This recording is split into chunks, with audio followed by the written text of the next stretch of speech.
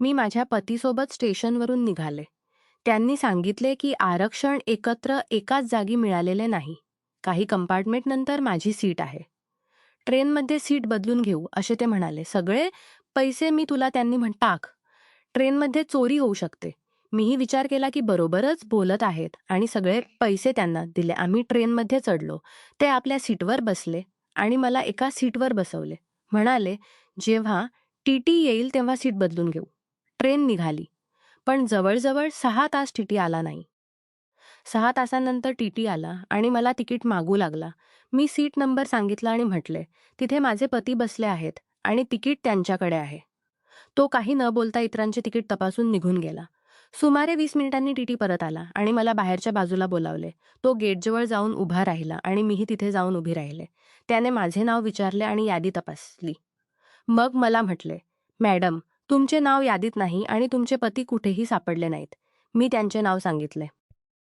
त्याने पुन्हा यादी पाहिली आणि म्हटले, या नावानेही कोणी माणूस नाही. मी सीट नंबर सांगितला तर त्याने एका रेल्वे हवालदाराला बोलावून त्या माणसाला बोलावण्यासाठी पाठवले. माझे हृदय जोरात धडधडत होते. जेव्हा त्या हवालदाराबरोबर माझे पती येताना दिसले तेव्हा मनात थोडी शांतता झाली. ते आल्याबरोबर टीटीने विचारले, मिस्टर, यांचे तिकीट कुठे आहे? त्यांनी मला पाहिले आणि म्हटले, मला काय माहीत?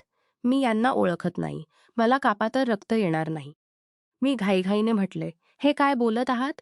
टीटीने मध्येच अडवले आणि त्यांना विचारले, तुमचे नाव काय आहे? त्यांनी म्हटले, सौरभ शिंदे. त्याने मला म्हटले, सौरभ शिंदे आणि श्रेया आंतरजातीय लग्न आहे का? मी म्हटले, हे खोटे बोलत आहेत.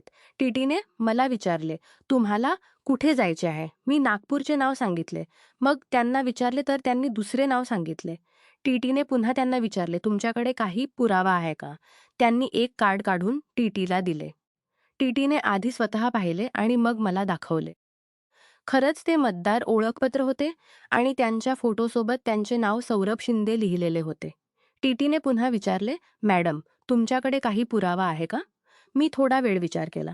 घामाने कपाळ ओले झाले होते. मी हळूहळू म्हटले, माझे सामान यांच्या बॅगमध्ये आहे. मी सांगू शकते की त्यात काय काय आहे. टीटीने पुन्हा हवालदाराला पाठवले आणि बॅग मागवून घेतली. मी माझ्या गोष्टी सांगितल्या तर तो आत बघू लागला. थोड्या वेळाने मी म्हटले, आता तरी विश्वास बसला का तुम्हाला? त्याने पूर्ण बॅग माझ्यासमोर उलथून टाकला.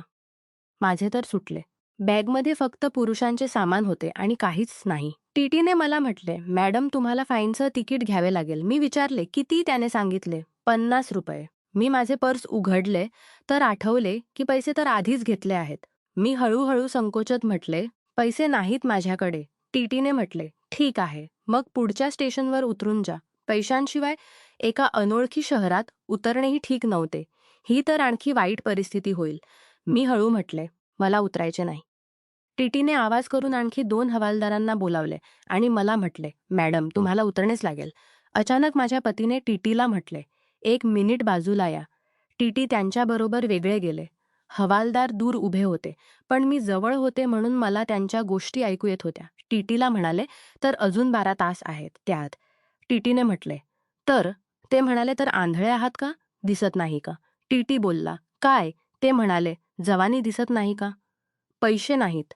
जायचेही आहे, उतरायचेही नाही. थोड्या वेळ टीटी पाहत राहिला तर ते पुढे म्हणाले, तर ट्रेनमध्ये काही जागा असेल तर घेऊन जा आणि 12 तास गोष्टी करा. टीटीने मला फिरून बारकाईने पाहिले आणि म्हटले, ठीक बोलत आहात. पैसे आणि फाईन तर येता जाता राहतात. असा माहोल क्वचितच मिळतो. चला गोष्ट करून बघतो. इतक्यात मला हे समजले की ते माझ्यापासून बदला घेण्याचा प्रयत्न करत आहेत. पण या परिस्थितीतून बाहेर पडण्याची काही आशा दिसत नव्हती. टीटी परत माझ्याकडे आला आणि म्हटले, ठीक आहे मॅडम, मी काही ॲडजस्टमेंट करतो. तुम्ही माझ्याबरोबर या. आता टीटी पुढे पुढे होता आणि मी मागे मागे चालत होते. 2 बोगीनंतर एक डबा आला ज्यात फक्त एक कंपार्टमेंट होता आणि बाकी पूर्ण सामान भरलेले होते. त्याने मला तिथे थांबवले आणि तोपर्यंत बाकीचे लोकही आले. टीटीने मला म्हटले, मॅडम, तुम्ही इथे राहू शकता. हे नेहमी फ्री असते आणि चार्जही कमी आहे. मी विचारले, किती चार्ज लागेल? टीटीने म्हटले, आता तुमच्याकडून पैसे थोडेच घेणार. तुम्ही काहीतरी दुसरे द्या. मी त्याचा हात झटकला आणि म्हटले, मी हे करू शकत नाही. त्याने भद्द्या शब्दात बोलला आणि म्हटले की तो पुढच्या स्टेशनवर मला खाली फेकून देईल. मला दुसरा कोणताही मार्ग समजत नव्हता. तर मी हळू म्हटले, नाही, ट्रेनवरून उतरवू नका. तुम्ही जे सांगाल ते मी करेन. अचानक ते बोलले, "आणि साहेब मी." टीटीने त्यांना पाहिले आणि विचारले, "तुम्हाला का?" त्यांनी म्हटले, "काय साहेब?" मी सुचवले आणि मलाच बाहेर काढत आहात. "चांगले. यांच्या फाईनचे पैसे मी देईन." टीटीने थोडा वेळ विचार केला. मग म्हटले, "चांगले, तूही ये." त्याने मला आत जाण्यास सांगितले तर मी आत गेले. ते लोकही आत आले आणि टीटीने कंपार्टमेंटचे गेट बंद केले आणि मला विचारले, "काही केले तर नाही तुमच्याबरोबर ते लोक?" मला राग तर आलाच होता. बोलले, "नाही." मोठ्या प्रेमाने मला बसवले. मला म्हटले की बहीण खूप दिवसांनी भेटली आहे. मला राखी बांधायला लावली आणि माझी आरती उतारायला लागले. मग मला मिठाई खाऊ घातली. माझ्या पतीने डोके खाली करून मला माफी मागितली आणि म्हटले, "विचारले होते काहीतरी वेगळे, झाले काहीतरी वेगळे. बघा कशी खातिरदारी केली आहे माझ्या भावांनी माझी." ते मोबाईल घेऊन व्हिडिओ बघू लागले. मी नाश्ता पूर्ण केला आणि आम्ही लग्नाच्या फंक्शनसाठी निघालो. फंक्शन 3 दिवसांचे होते आणि मग ट्रेनने परत. माझ्या पतीला आपल्या कृत्यांबद्दल जराही पश्चात्ताप नव्हता. कसेबसे कार्यक्रम संपवला आणि आम्ही परतण्याचा प्रोग्राम ठरवला. मी मनातच ठरवले होते की परतताना आपल्या पतीला असा धडा शिकवीन की लक्षात राहील. ठरल्या तारखेला आम्ही ट्रेनमध्ये चढलो, कारण ही साधी ट्रेन होती. म्हणून वेळ जास्त लागणार होता. एका कंपार्टमेंटमध्ये 6 सीट होत्या. खालच्या दोन्ही सीट एका वयस्कर जोडप्याच्या होत्या ज्यांचे वय 70च्या आसपास होते. मधल्या दोन्ही सीट आमच्या होत्या आणि वरच्या दोन्ही सीटांपैकी एका माणसाची होती, ज्याचे वय 32 ते 35च्या आसपास होते आणि एका कॉलेजच्या मुलाची होती. जेव्हा ट्रेन स्टेशनवरून तेव्हा संध्याकाळचे वाजले होते. कंपार्टमेंटच्या दोन्ही खिडक्यांवर आजी आणि तो कॉलेजचा मुलगा बसला होता. मी त्याच्या बाजूला बसले आणि माझे पती माझ्या बाजूला. अजून तो माणूस पोहोचला नव्हता. सुमारे 8-8:30 वाजता स्टेशनवर ट्रेन थांबली आणि मग निघाली. माझे पती उठले आणि बाथरूमला गेले. तेव्हा तो माणूस आला आणि आपले सामान ठेवून माझ्या डाव्या बाजूला बसला. साधारणपणे मी त्याला समोर बसण्यास सांगते, पण मी काहीच म्हटले नाही. माझे पती परत आले तर थोडे संकोचले, पण मग समोर बसले. हळूहळू सर्वांमध्ये एकमेकांशी बोलणे सुरू झाले. मी बॅग उघडली आणि एक नाईटी घेऊन बाथरूममध्ये गेले. मी फक्त नाईटी घातली आणि परत कंपार्टमेंटमध्ये आले. थोड्या वेळ यूच गोष्टी होत राहिल्या. मग त्या माणसाने, ज्याचे नाव रवी महाजन होते, त्याने ताश खेळण्याचा प्रस्ताव ठेवला. जरी आमच्या घरात ताश खेळत नाहीत, पण खेळायला दोघांना येते. तर आम्ही दोघेही तयार झालो आणि नीरज नावाचा तो मुलगाही तयार झाला. काका-काकूंना आम्ही खिडकी दिली. मी काकूच्या बाजूला आणि तो मुलगा माझ्यासमोर बसला.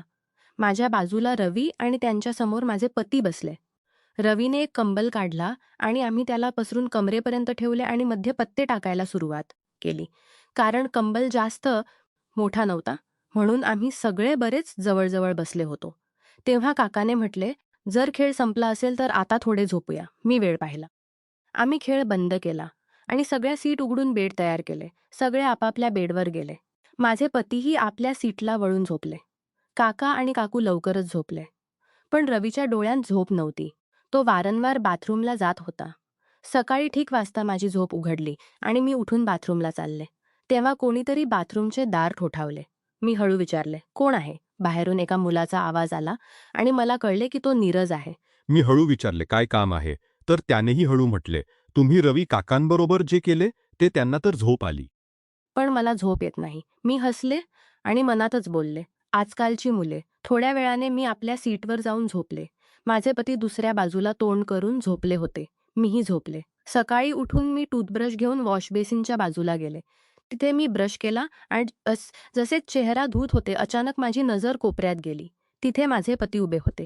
त्यांचे डोळे माझ्याकडे लागले होते. त्यांच्या चेहऱ्यावर राग आणि निराशा दोन्ही दिसत होते. मी घाईघाईने आत गेले आणि दरवाजा बंद केला. माझे हृदय जोरात धडधडत होते. मी काय करत होते हे मला त्या क्षणी पूर्ण समजले.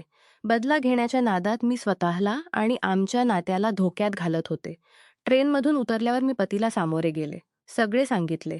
आम्ही दोघेही आपापल्या चुका मान्य केल्या. त्यांनी मला माफी मागितली आणि मीही. आम्ही ठरवले की पुढे अशा चुका करणार नाही. लग्नात विश्वास आणि संवाद हाच खरा आधार असतो. बदला घेणे कधीही चांगले नसते. ते फक्त संबंध अधिक बिघडवते आणि धोका निर्माण करते. स्त्रियांनी प्रवासात नेहमी सावध राहावे. अनोळखी लोकांवर सहज विश्वास ठेवू नये आणि आपल्या प्रियजनांशी खुलेपणाने बोलावे. चुकीच्या मार्गावरून बदला घेणे स्वतःलाच इजा करते. योग्य संवाद आणि समजूतदारपणाच नाते मजबूत करतो.